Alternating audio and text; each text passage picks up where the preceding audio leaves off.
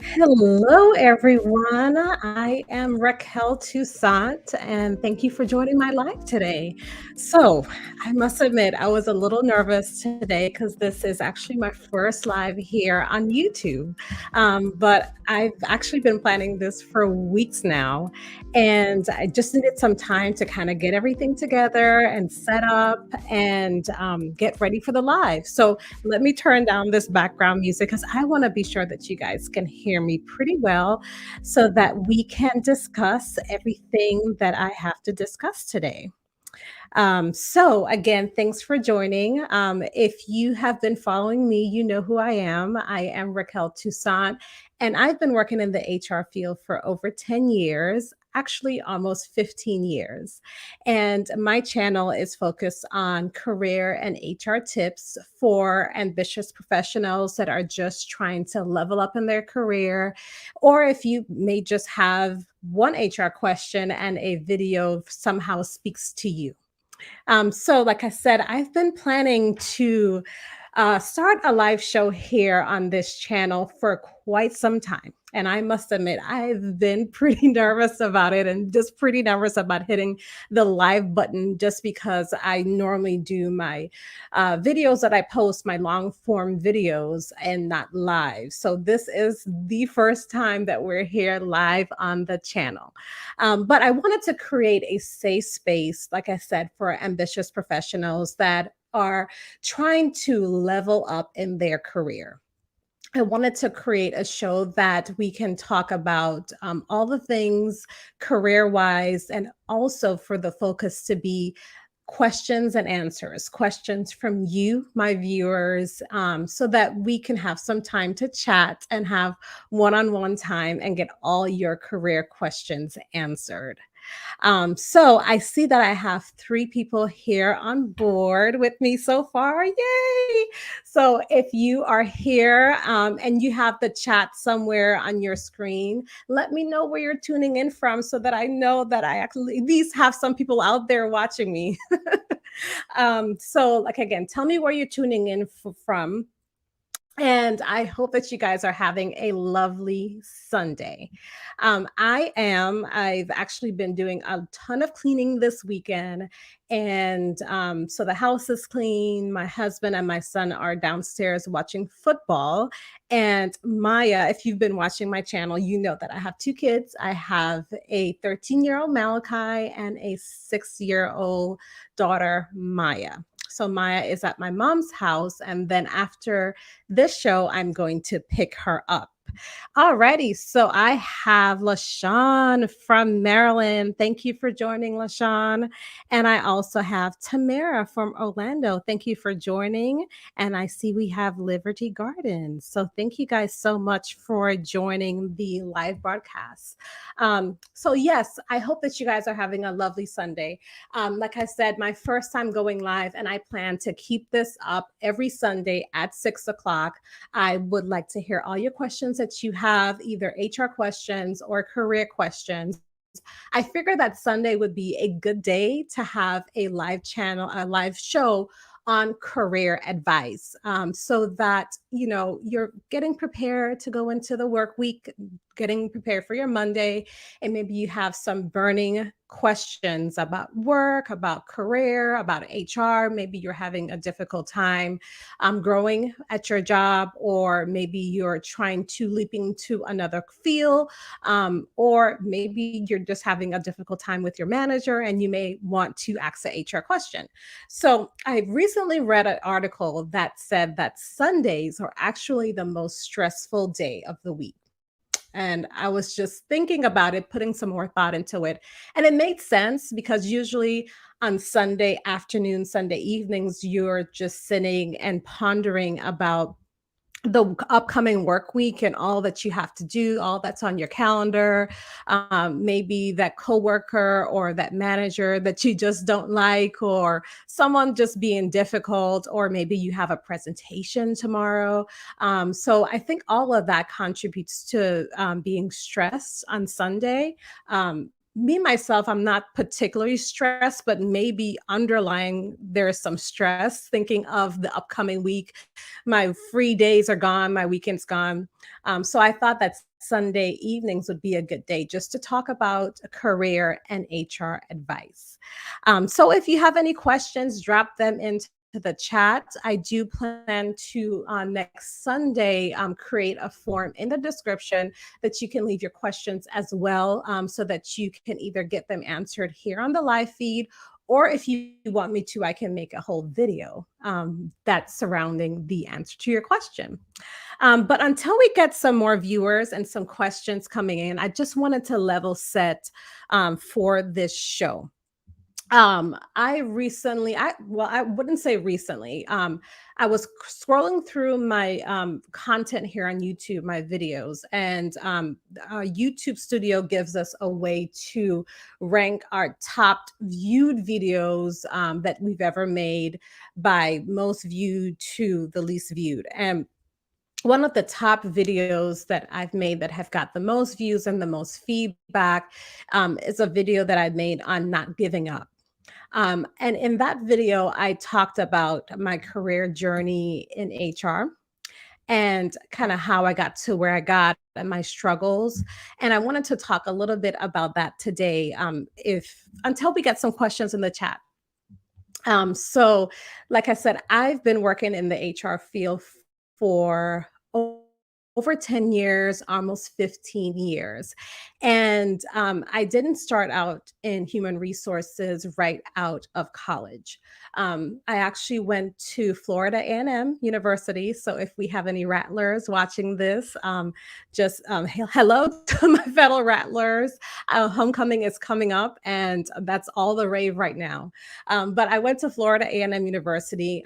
Let me actually rewind. I actually, before going to Florida A&M, I am from the Virgin Islands, the United States Virgin Islands. And then I went from the Virgin Islands directly to Florida A&M. And I actually went to school, to college to study accounting. There were limited amount of career options being presented to us, being from a small island.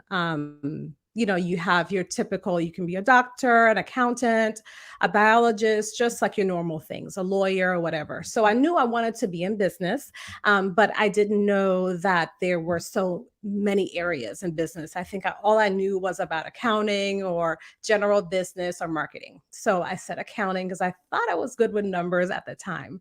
Um, then after that, I enrolled in FAMU's 5-year MBA program, which was very much ranked in one of the top business schools in Florida. And within the first year at FAMU, I was taking accounting classes, and I was just like, this is not for me. This is definitely not for me. I don't want to be an accountant. I don't like this. I actually don't like numbers, and I'm not that great with numbers as I thought I was. So I decided to take different classes while I was there: marketing, human resources, organizational management, just trying to decide what I wanted to do. But for some reason, I kept getting stuck with marketing internships, sales internships. I did an internship with Pfizer Pharmaceuticals as a sales intern. And then after that, I did also internship with Macy's, and all of these were internships that I left school for a couple months and actually worked full time. Always getting stuck with sales internships. So when I graduated with my master's degree after 5 years, I had a lot of internship experience in sales. So because of that, my first job out of college was with Target. And they actually came to the colleges in Tallahassee at FAMU and FSU to recruit business students into their management training program, either at their corporate office or working in management at the store. So I was a sales manager right out of school, going working in Target. And I knew that I wanted to do something different, and I knew that when I actually interned for Macy's this summer before I graduated. The Macy's internship allowed me the opportunity to rotate. I was doing sales, I was doing HR, I was doing buying the buyers that actually buy the merchandise from the store. So we had a rotation over the 3-month period. And I do remember that when I had the rotation in HR, I loved it. I loved the HR manager. I just loved everything that they were doing. They were interviewing, they were helping employees with benefits and things like that. But the internship was not solely a HR internship.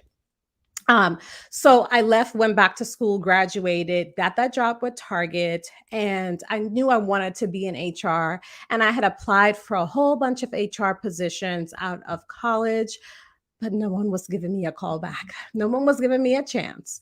So I don't want this story to be just about HR.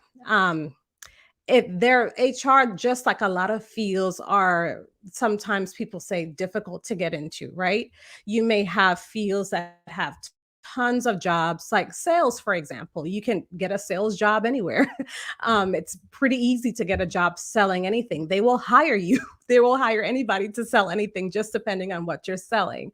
But there are certain jobs, like in HR, where you might have only one HR manager per company, so it makes it difficult to get in to that field when there's not a whole lot of demand, depending on the size of the company. Of course, if you're working for a big company, they might need more individuals in that department. But most of the times when it's a big company, now they want a whole bunch of experience. So that may be true also for certain accounting and finance fields, IT fields as well. It might be difficult to get in the door without a whole lot of experience right out of college. So that's the position that I was in right out of college. So I worked at Target, and then after that, I worked at Target for a couple months and decided that I really wasn't getting into the career that I wanted. I was just working the stores as a sales manager, and I was not even getting any exposure in HR. Part of the job was promised that I would rotate as well and have the opportunity to work in the field that I wanted to. So I would say after a couple months, I thought that was a pretty failure. So I actually was living in Tampa at the time. I packed up and I moved to Atlanta. And when I got to Atlanta, I got a job right away with Enterprise Rent a Car. It was again another sales job. It wasn't in HR. It wasn't in the field that I wanted. But I needed to pay bills. I needed a full-time job. I was graduated from college with a master's degree. My parents were like, okay, you got to handle your own bills now. So I worked for Enterprise. So if you've ever rented a car from Enterprise, do you know, like when you go in and you see young professionals like in suits and they're renting cars, do you know that they actually have master's or and bachelor's degree working and renting cars? That is a requirement to work at Enterprise. You have to have a bachelor's degree. So again, it was a program that had promised that, you can get a rotation, you can start working in the branch, learn the ropes, and then you could potentially get into HR, you can potentially get into accounting or whatever you wanted to. So I was working there almost 2 years and nothing had changed for me. I was doing well in sales because that's just me. I'm great. I tried to be great at whatever I do. So I was killing it in the sales and I was moving up, but I wasn't getting into the field. So during that 2 years that I worked with Enterprise, I had consulted and I had started talking to other people that were either in the field that I wanted to be in human resources, or they were trying to get there. And along the way, I had a lot of people tell me that HR is a hard field to get into. They'll never hire you without experience. I tried and I couldn't get into it. So I started to doubt myself. I started to really consider, if I wanted to really do this. I mean, it had been 2 years. I had been applying left and right for an HR job, and I'm telling you, nobody was calling me back. I had applied for the most entry level jobs. I had started to to really fix my resume, not lying on my resume, but actually looking at the transferable skills that I had at Target and Enterprise and really targeting my resume to those jobs, and still nothing. So after that, I had really took time to reflect, and I had let a lot of other people's failures to get into that field kind of stop me. So that's why I was with Enterprise for about 2 years, because for a couple months I had just stopped looking, and I said, well, maybe I'll just be a sales manager. So, I had a talk actually with my fiance at the time, Peter. If you subscribe to my channel, you probably have seen Peter in some of my videos on my vlogs. But he was a very strength for me to keep me going and to keep me focused on sticking to my goals and really not letting anyone's negative experience of trying to get into a field stop me from what I was trying to do. So, I started to get refocused and I started to think outside the box. So that's my theme for today, just thinking outside the box. And simply, Trisha, I see your question. I am coming right to you. But I started to think outside the box. I started to apply for jobs, part-time jobs within HR.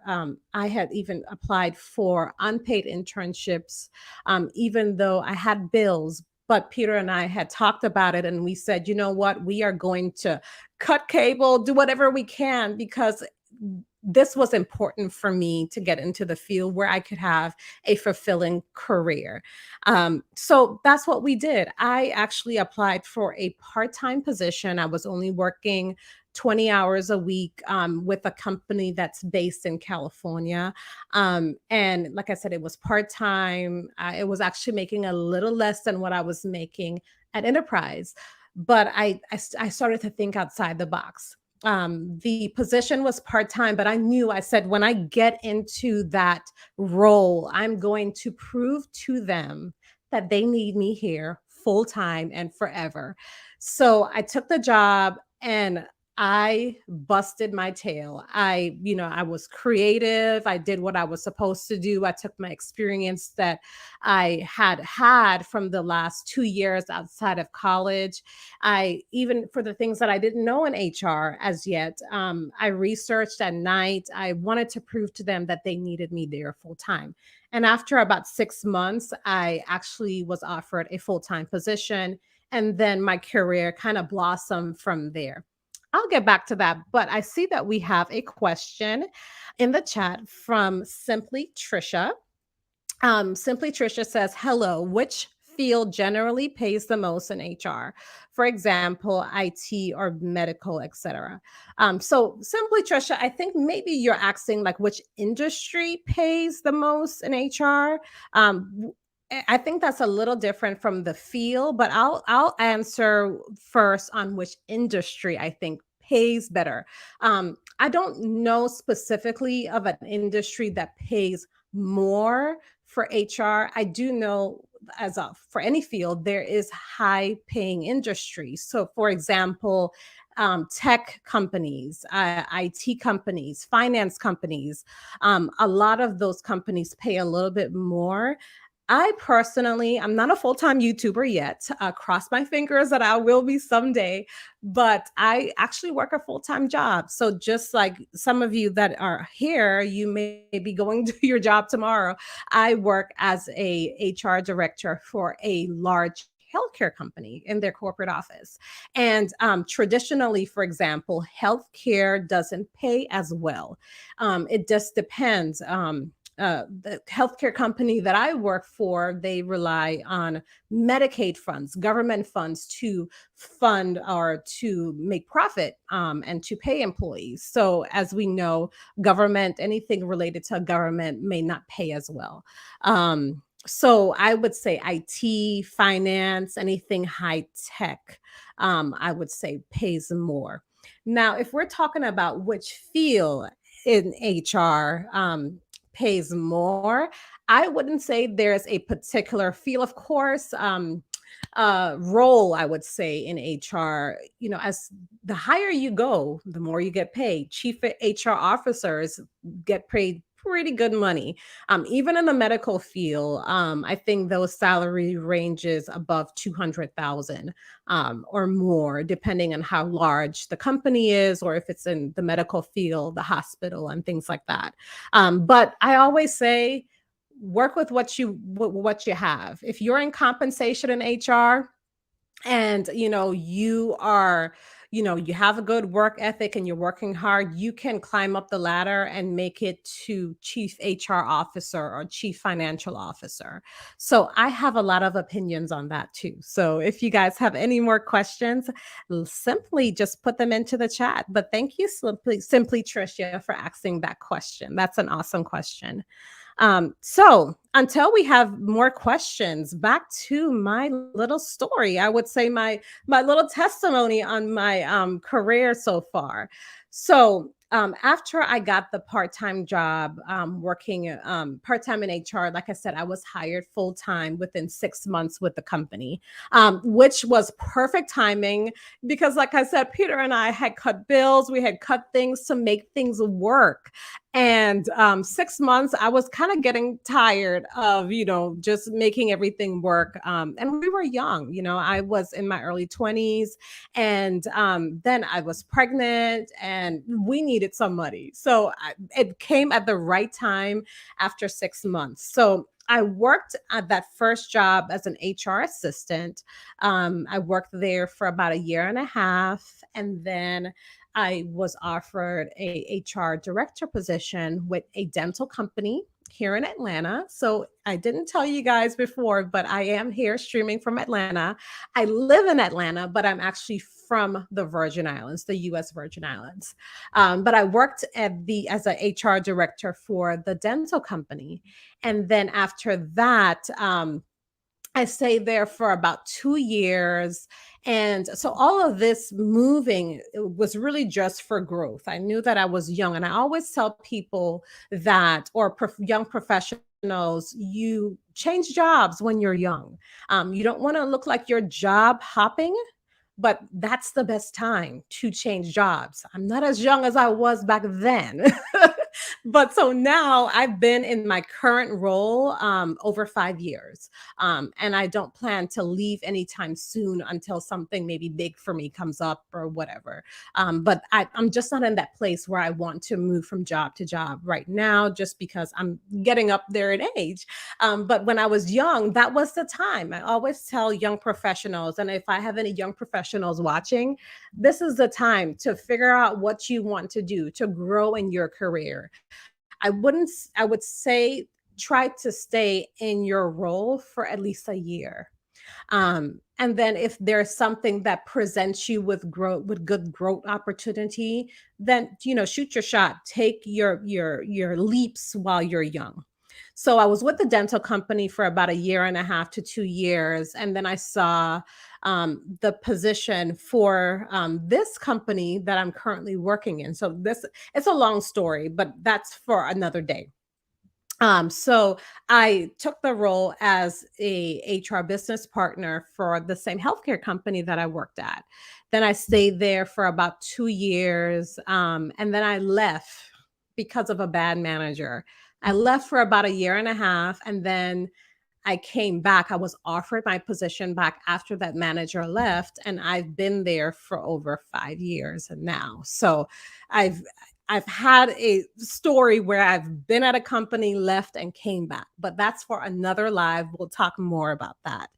But that's how I progressed in my career. And the theme, like I said, is really just to never give up, never to think outside the box and not let anyone dictate where you move, and your dictate your dreams and your goals in your career. I see a lot of that, especially now with our young professionals. You tend to listen to your friends or your parents or someone else who couldn't do it, right? So whether that be in getting in HR, getting in finance, or being a doctor, right? So on that same video, that I talked about. So if you haven't watched it, it's a video that I posted in December of 2020. So if you are new to my channel, this is your first time seeing me ever, type in new into the chat. If you're new, I hope that you would subscribe so that you can join me again next Sunday if you like the live forum, or if you just want to go back through my videos and watch my videos. But that video that I posted in December of 2020, it was titled, I can't remember the title of it, but the thumbnail, the picture on the video said, "Don't give up." And that video, I talked about what I just talked about. I went through the details of my career and how I had naysayers telling me that I couldn't be in HR, that it was too hard of a feel, and that how I had given up. But I had a change of course, and I decided to pursue what I wanted. So whether that be, like I said, in any field, if you want to be a doctor, but in that video, there was a comment from someone. I think she said that she was 40 and she wanted to go back to school to be a doctor, and she just appreciated me sharing my story, and it helped inspire her to really go back and really never give up. It doesn't matter how old you are, how young you are. If there's something that you want to pursue career wise, you can do it as long as you set your mind to it. And I think that my story was a testament. I was young at the time and impressionable, but that story is a testament of just getting to where you want to go. And currently in my role, I'm pretty comfortable. I'm an HR director. I don't plan to move up right now. I'm still trying to learn. I have 6 people that report to me. I'm actually looking for an HR manager right now to hire on my team, which will be 7 people. So right now, I'm just focusing on being a good leader and not trying to move up the ladder. So I think that's a good place to be in. But on that same video, I wanted to read some of the comments that I had received on that video. So the first one said, or question said, "Hi Raquel, I have been a store manager for the past 7 years for Starbucks. Uh, and I'm about to graduate with my bachelor's in psychology at the age of 30. I am terrified that I will not make it without the job title of HR on my resume. Should I get a APHR certification to look more competitive, or wait for the experience?" So like I said, I'm going to answer this question not HR wise, but just normal career wise in general. So there are certain fields that we know that we can get certified in. So accounting, you may want to get your CPA. Project management, I think there's a PPH or PPA certification. And HR, there is a certification called PHR, a professional HR professional.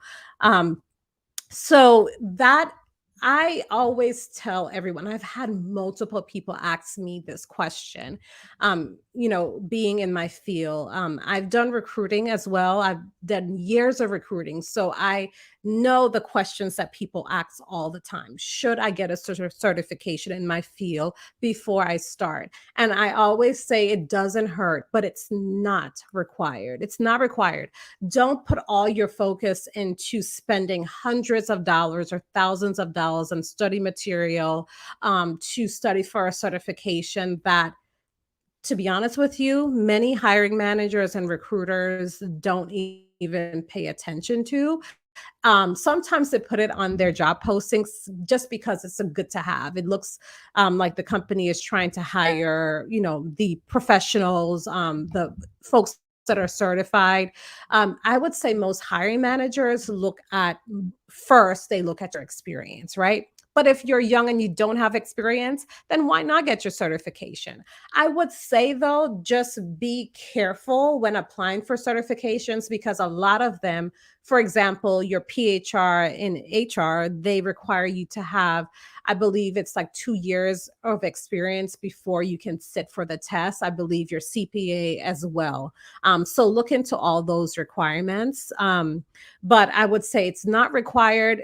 Why not do it? But I wouldn't really focus on it. What I would focus on, if you're trying to jump into a career, I would focus on getting thinking out of the box, like I said, and getting some experience. So, whether even if you're working a full time job, especially in this remote environment, maybe you're able to do some work on the side as a temp job, a part time job, unpaid internship, something. I've had a lot of people reach out to me as far as shadowing me or doing something for free in HR just to have some experience as well. So think outside the box before jumping in and paying hundreds of dollars for certifications.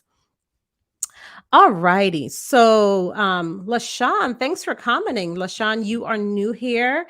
Nice to meet you. I hope that you'll consider subscribing before you leave the live feed. All righty. So the next question that I got on that video is actually it was a comment. She said, "Great video. Glad I found your channel. I'm in my 40s and I just started a second master's program in HR, going to try the internship and part-time route." So again, in that video, I talked a lot about getting internships and looking for part-time jobs. I cannot stress that enough. There are a lot of part-time jobs out there. And depending on where you are in your life, a part-time job may not be realistic.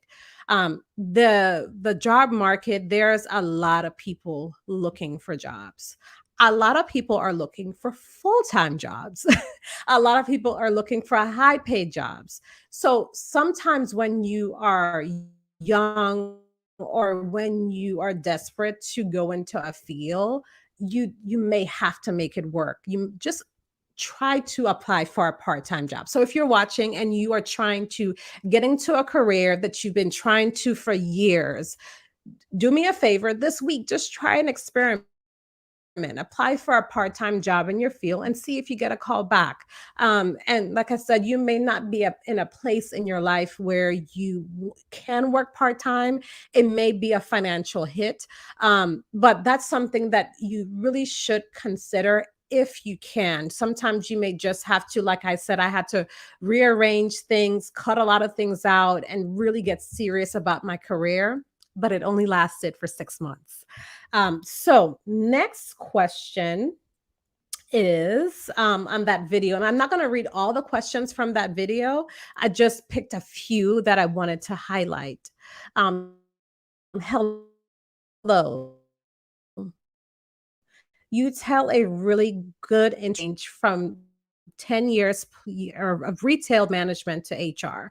I wanted to know if my experience qualifies me for HR positions. I'm in a wealth of recruiting to training to compensation experience. I doubt myself because I don't have an HR title. I appreciate if you can give me any insight. Thumbs up on the video. So, like I said, I received some really good feedback on that video. I would say for that question, I had provided an answer to the person, and I think I talked about it a little bit earlier in this live feed, that you want to look for transferable skills. So, if you are not in a particular role that you want to be in, start looking for those skills that you are having. So it could be project management skills. Maybe you are working in sales, but you are speaking to employees a lot or people a lot, or maybe you're trying to get into accounting but you're in sales. What part of your sales job requires you to use Excel? Accounting and finance, they use a lot of Excel as well. So think about those general transferable skills that you can highlight on your resume. And then I would say take an inventory of those. And if you don't have any, or you feel like your list is coming up short, take on more. Like, so if you're at a current role or a current company and you're in sales, but you want to get into accounting, start volunteering for projects. I have people all the time at my company that they're not in HR, but they reach out to me and they say, "How can I help you with this initiative?" I've already talked to my manager. I only have 2 hours of my week that I can dedicate, but I want to help. I want to get some experience, and let me tell you, that blows me away every time. And I always try to make it an effort. just because I just love to see people thrive in their career. And if I can contribute to that, that's amazing. So definitely volunteer for any projects in the role or the field that you want to go into, even at your current job. Just ask, can I at least help you out for an hour? As long as it's fine and it's not causing any rift between you or your manager, I think that would be something that would be very beneficial. All righty. So, like I said, I'm not going to go through all those questions on that video. I do have some questions that I need to answer that I haven't answered on the comment section in that video. But I do get a lot of comments on my videos, and I try to keep up with them the best that I can. But sometimes they kind of get away from me, but I will go back. But if you haven't seen that video, like I said, I posted it in December of 2020.